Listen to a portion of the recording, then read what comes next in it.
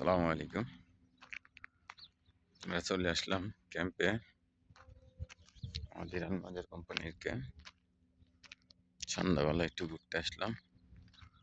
তো আজকে ছুটির দিন, তো তাই গাড়িগুলি সারি সারি দাঁড়ানো আছে। তো বলদের গাড়ি, তো যারা যারা বলদের কাজে বা প্রবাসে আসতেছেন অবশ্যই এইগুলি গাড়ি ড্রাইভিং শিখে আসতে চেষ্টা করবেন।